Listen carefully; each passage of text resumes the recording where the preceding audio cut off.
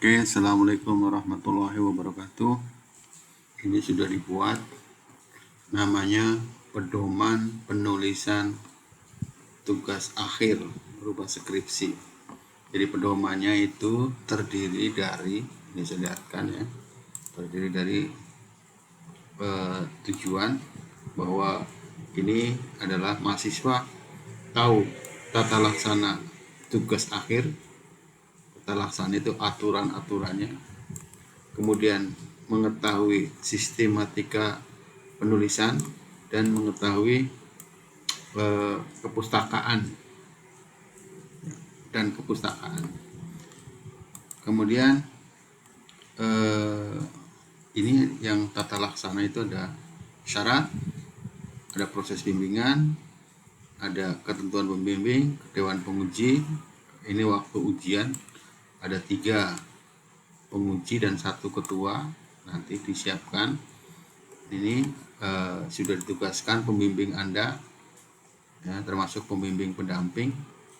Kemudian ada mekanisme pergantian pembimbing. Nah, sekarang kita ke sistematika. Nanti ada bagian awal. Bagian awal itu pre-isi namanya, ya, dari sampul luar, halaman pertujuan dan lain-lain. Ya, ini halaman awal namanya. Kemudian ada bagian utama, itu ada bab 1, bab 2. Bab 1 itu terdiri dari latar belakang, rumusan masalah, tujuan, ruang lingkup, manfaat, topik. Bab 2 itu adalah tinjauan pustaka. Ada topik 1, topik 2, atau bahasan 1 atau bahasan 2 mungkin, atau tinjauan 1, tinjauan 2, tinjauan 3, tinjauan 4, tergantung dari cakupan keluasan. Kemudian terakhir nanti setelah selesai topik nanti ada kerangka teoritis. Kemudian ada kerangka konsep. Ini ada 3 hal: kerangka konsep, hipotesis, dan definisi operasional. Nah, metodologi penelitian itu begini. Di metodologi penelitian, desain, lokasi, populasi sampel, jenis data, teknik, instrumen dan populasi data, pengolahan dan analisis data, penyajian data, dan etika penelitian. Nah, ini nanti skripsi itu akan ditambahkan dengan 2 bab. Jadi ini adalah bagian dari proposal, namanya ke atas itu sampai bab 4 itu proposal. Nanti ketika skripsi itu kita menambahkan 2 bab ini. Tentu saja setelah dilakukan proses penelitian, ada hasil dan pembahasan. 2 ini penting. Hasil tentu saja ada, nanti ada bagian-bagiannya, hasil 1, hasil 2, hasil 3 misalnya. Pembahasan pun demikian, ada 1, 2, 3. Kesimpulan, saran. Bagian akhir itu nanti adalah daftar pustaka dan lampiran. 2 hal ini bagian akhir. Kemudian ada ketentuan penulisan. Ini ada ketentuan penulisan, bisa dibaca nanti, ketentuan penulisan secara umum. Kemudian ketentuan tata tulis. Ini berhubungan dengan penulisan. Kemudian pengetikan naskah, termasuk jenis huruf, jarak baris, dan lain-lain. Ya, ini agak harus dibaca betul-betul, karena memang jangan sampai kemudian ini tidak pas. Jadi ini alinea baru bagaimana? Selain 1 namanya tuh alinea baru. Kemudian mencantumkan bilangan dan satuan.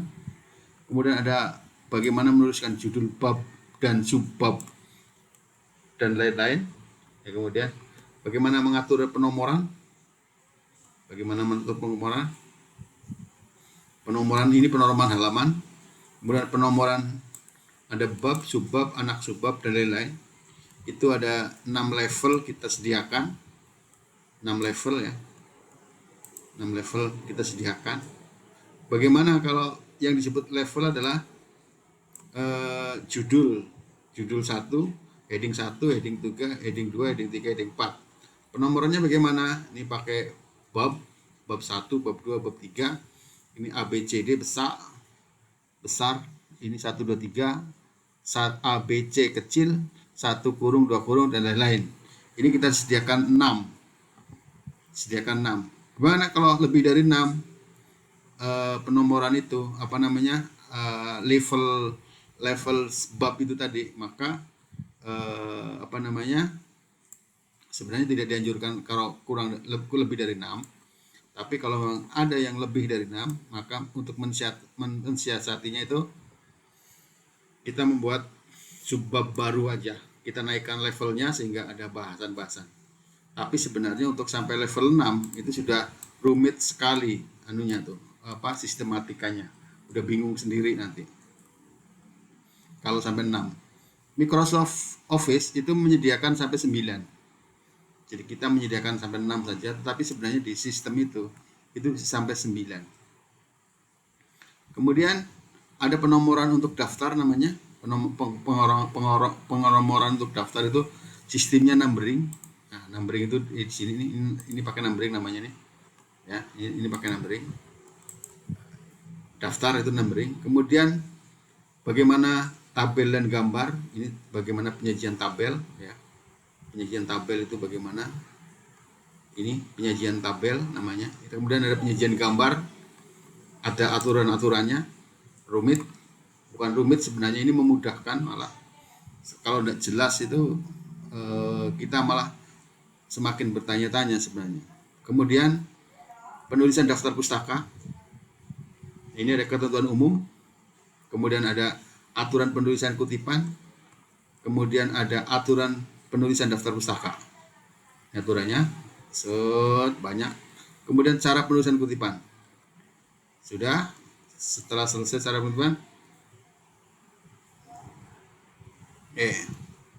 kemudian di sini ada sumber kutipan, ini harusnya itu restart A. Sumber kutipan. Nah, selesai. Nah, nanti ada lampiran. Lampiran itu udah lengkap. Lampiran 1 ada berapa? 13 lampiran pada pedoman ini. Yang perlu diperhatikan adalah lampiran yang ke 12. 12 itu daftar lampiran malah. Yang perlu diperhatikan lampiran 13. Lampiran 13 itu sebenarnya yang biasa dipelajari di komputer. Belajar di komputer ya. Ini bahwa aturan-aturannya seperti ini. Aturan-aturan ini nih. Aturan-aturan. Kemudian ini penjelasan ringkasan dari aturan. Jadi heading 1 itu alignment-nya left, right, dan lain-lain ini. Jadi bagaimana kalau kita membuat normal? Normal adalah normal, ini yang disebut normal itu ini. Seluruh isi naskah menggunakan style normal namanya. Menggunakan style normal. Ini style normal itu style, ini style namanya. Normal itu nanti kita cari normalnya mana. Ya, ini normal. Style normal. Kemudian ini ada heading 1. Heading 1 adalah ini bold, single, 12 dan lain-lain ya. Kerumitan ini kemudian biar sama semua mahasiswa sehingga nanti pembimbingnya tidak sibuk dengan style dan layout, maka dibuatkanlah template namanya. Jadi template. Nanti mahasiswa bisa mendownload template ini. Mendownload template yang sudah dibuat. Template itu ya. Template yang sudah dibuat itu sebenarnya isian yang hanya tinggal mengisi saja. Ini kalau memang judul tinggal di copy pastekan di sini judul, nama tinggal ditulis namanya, NIM tinggal ditulis NIM Anda, kemudian visi misi tulis aja di sini visi misi. Halaman persetujuan pun begitu, Anda tinggal menulis judul, tinggal menulis nama, NIM, pembimbing utama, pembimbing pendamping. Sama lembar pengesahan juga tinggal mengisi saja. Lembar pengesahan itu untuk setelah yang nanti skripsi nih. Proposal belum. Jadi enggak usah ada proposalnya nih. Kemudian ini Pernyataan penelitian pun Anda tinggal mengganti nama dan mengganti judul. Biodata penulis pun begitu. Abstrak itu belum ada nanti, tapi begini cara penulisan abstrak. Akhirnya Anda tinggal mengcopy pastekan di sini aja seperti ini. Ya, kata pengantar pun sudah dibuat template-nya. Daftar isi, ya daftar isi. Nanti Anda itu tinggal mengeklik ini, klik kanan di sini, kemudian update. Ini sudah berubah sesuai dengan isi dari naskah kita. Sudah sesuai dengan naskah. Ya. Daftar tabel pun begitu. Anda tinggal klik kanan di sini, update field, kemudian ini update entry table, maka akan berubah. Sama dengan daftar gambar, begitu juga akan berubah. Hanya dengan klik kanan, update field, sama dengan daftar lampiran juga berubah. Ya. Untuk membuat sampai kepada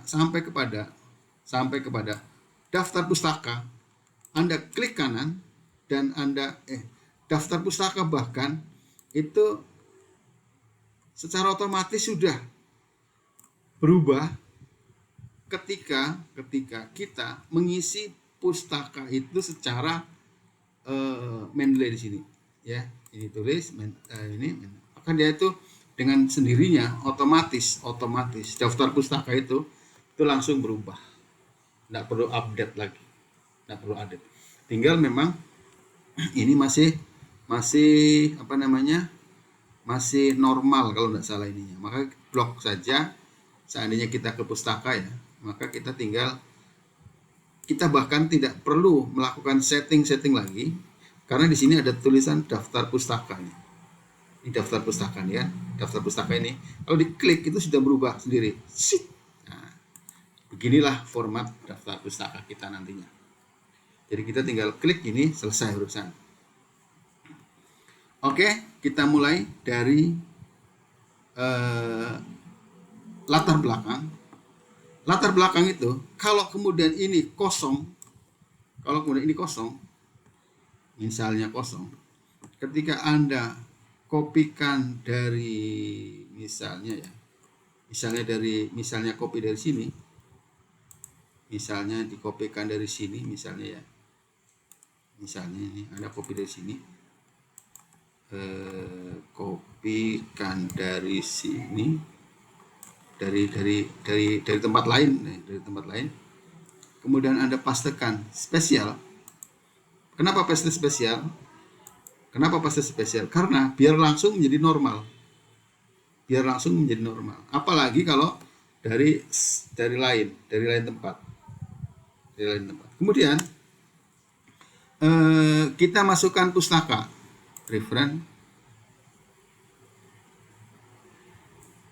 referen ya, kita masukkan pustaka misalnya.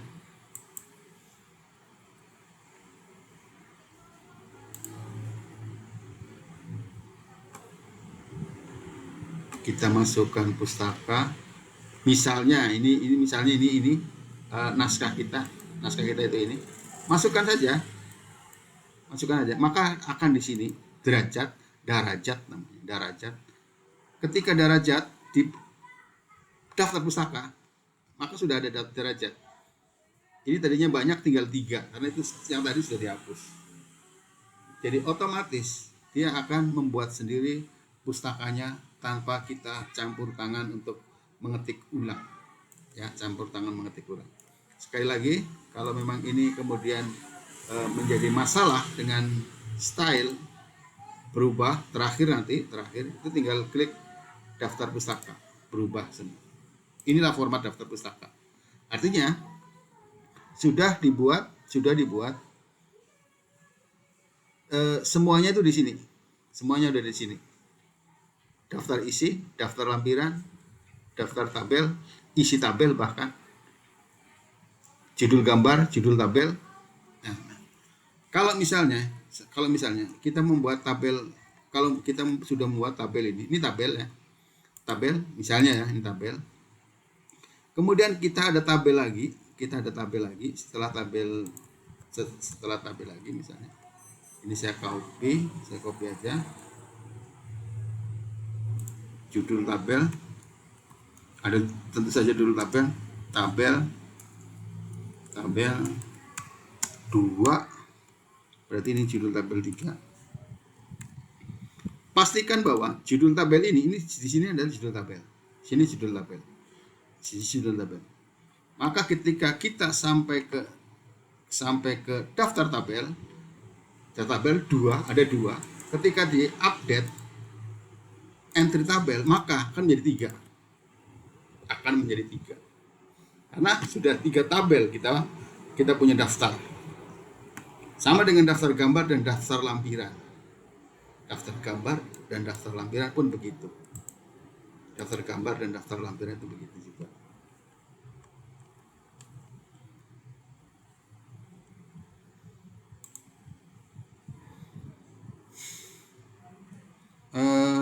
Maka sebenarnya mahasiswa itu tinggal mengisi ini. Kemudian begini, ada satu hal yang kemudian bahasan 1 misalnya, bahasan 1. Kalau kemudian di bahasan 1 itu ada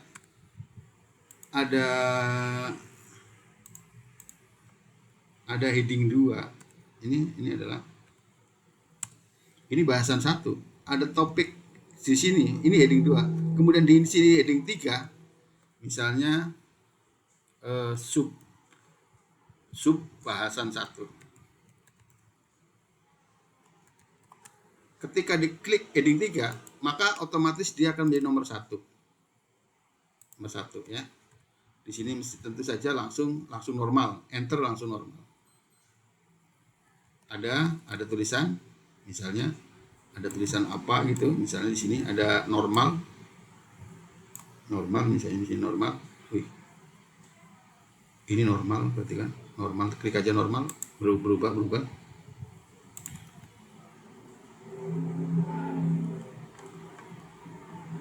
Bahasan 1, bahasan 2, bahasan 2 berarti heading 2.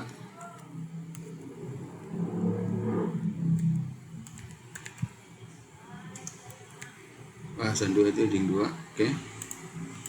Ini kita naikkan karena dia turun, rupa-rupanya dia turun. Oke, bahasan 2.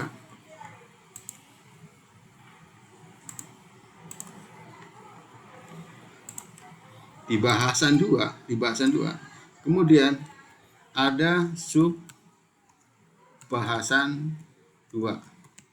Maka ketika klik heading 3, dia pun akan berubah menjadi 1.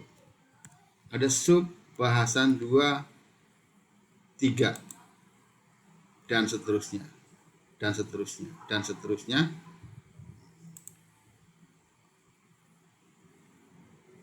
Ini misalnya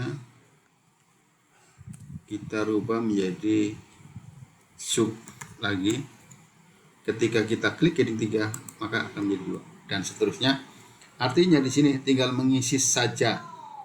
Semuanya aturan itu sudah ada di sini. Semua aturan sudah ada di sini. Jadi Anda tinggal ngisi, isinya, penjudulannya seperti apa, dan lain-lain. Jadi Anda tinggal ngisi saja. Tidak usah mengatur. Oke. Saya kira itu, sehingga nanti gini, maksud saya itu nanti ketika dosen mengoreksi, ketika tulisan Anda sudah betul, maka ketika dosen melakukan koreksi, akan kemarin sudah mengoreksi tujuan umum, maka langsung tujuan umum, klik tujuan umum. Disinilah dosen akan melakukan koreksi. Karena dosen itu fokus kepada tujuan umum.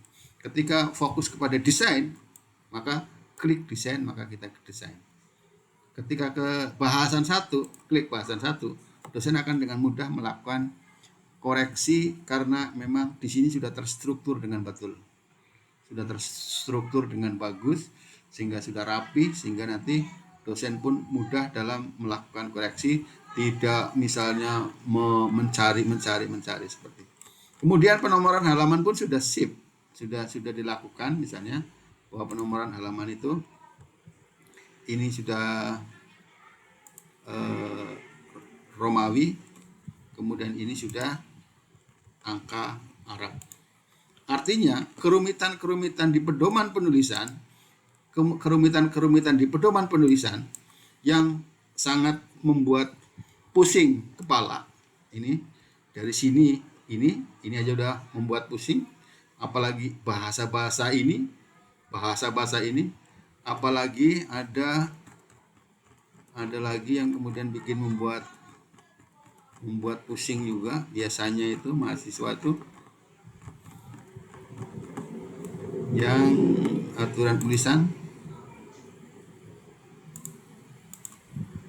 kan. Nah, penomoran ini penomoran bukan.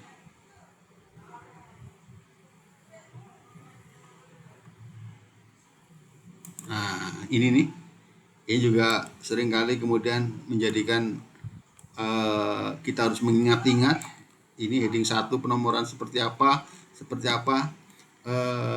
Sementara ini sudah dilakukan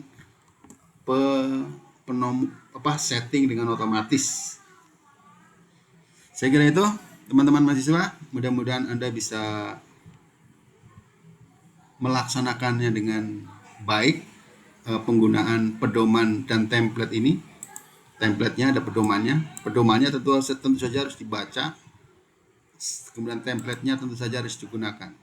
Nanti kalau ada update, misalnya ada ketentuan yang tidak sejalan, update itu tidak terlalu mengganggu karena ini sudah disetting secara umum. Jadi nanti kalau misalnya secara khusus, ini kurang ini, dan nanti kita lakukan update. Saya kira itu. Terima kasih. Mudah-mudahan berguna. Sekian. Assalamualaikum warahmatullahi wabarakatuh. Selamat pagi, selamat sore, selamat malam.